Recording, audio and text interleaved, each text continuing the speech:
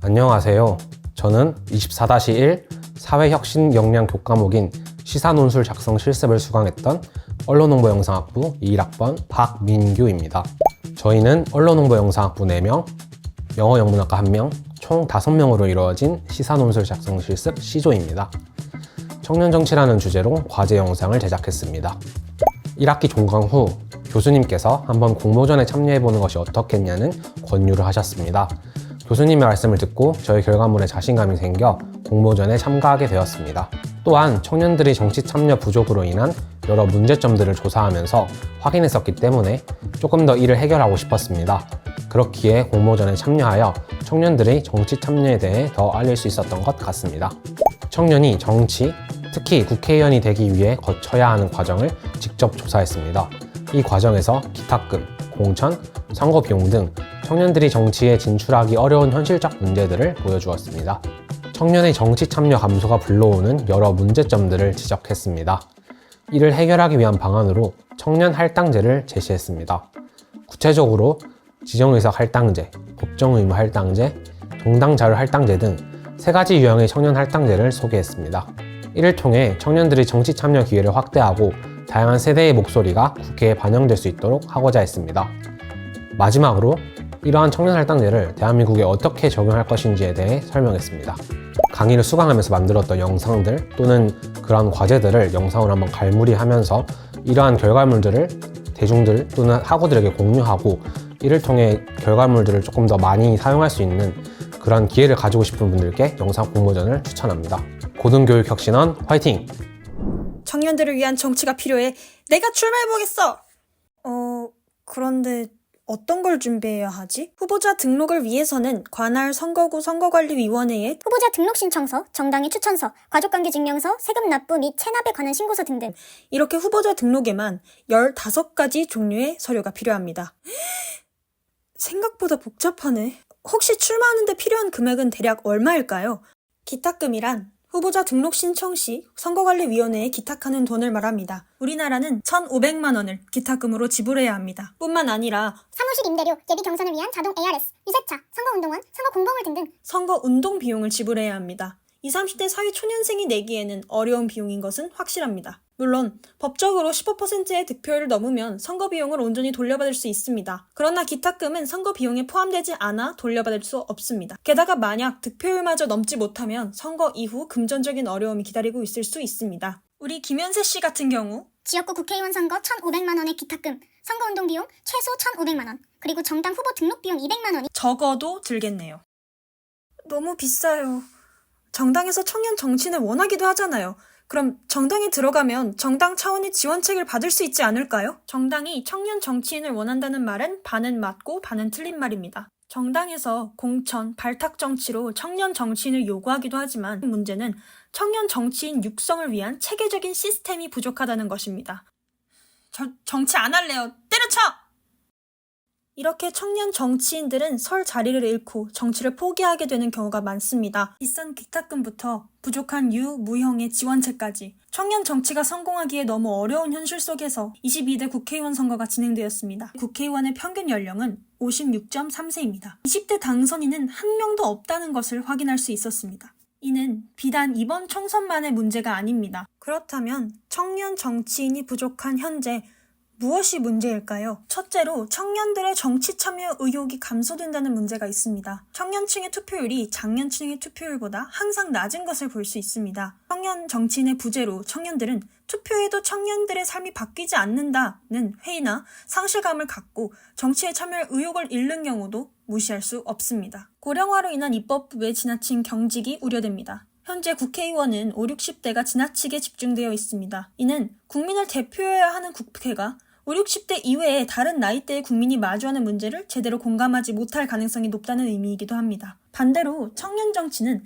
자신의 문제이기 때문에 보다 더 창의적이고 동시에 효과적인 해결책을 제시할 수 있습니다.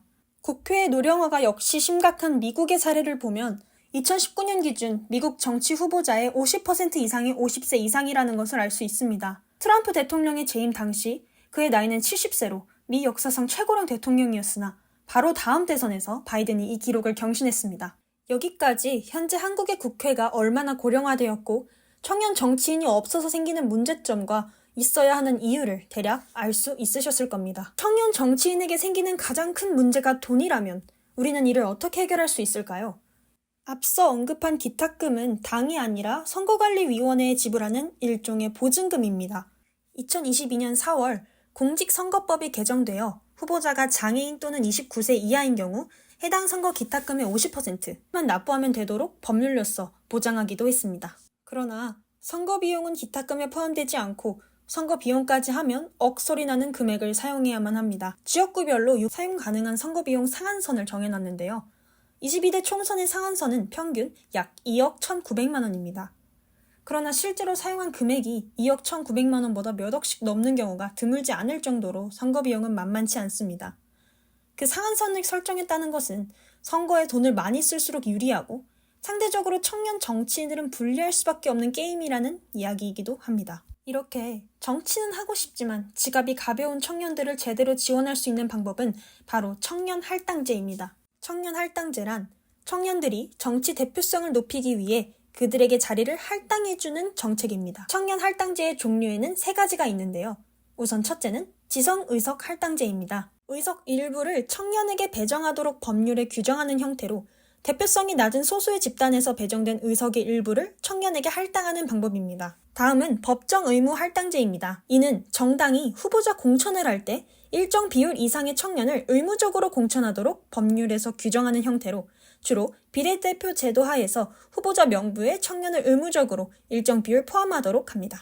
마지막으로 정당 자율 할당제는 정당이 자율적으로 청년 후보자 공천 여부를 정당 내 규칙에 규정하는 형태입니다.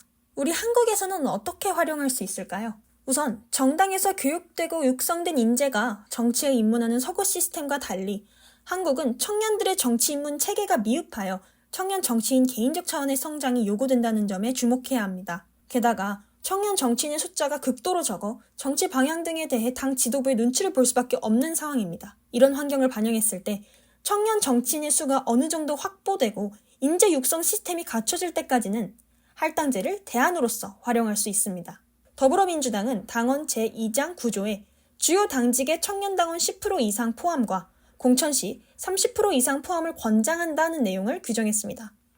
그러나 올해 4월 총선에 공천된 20, 30대 후보자 비율은 약 3.6%로 규정이 제대로 운영되고 있지 않음을 알 수 있습니다.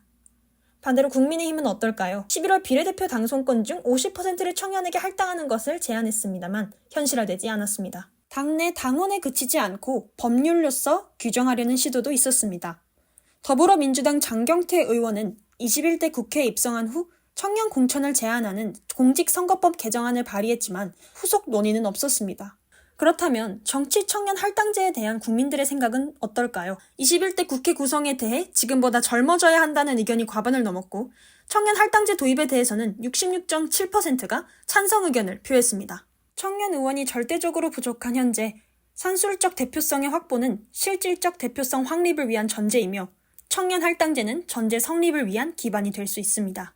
청년 정치인 비율이 비교적 높은 덴마크, 스웨덴과 같은 국가들은 공통적으로 당내 청년 조직이 활성화되어 있으며 자연스럽게 청년의 의견이 당의 의사결정에 적극적으로 반영됩니다. 청년 할당제는 2030 정치인 기반을 보장할 수 있는 방법이며 이후 점차 질적 대표성까지 확립할 수 있을 것입니다. 그렇다면 청년 할당제, 과연 어떻게 우리나라에 알맞은 형태로 도입할 수 있을까요?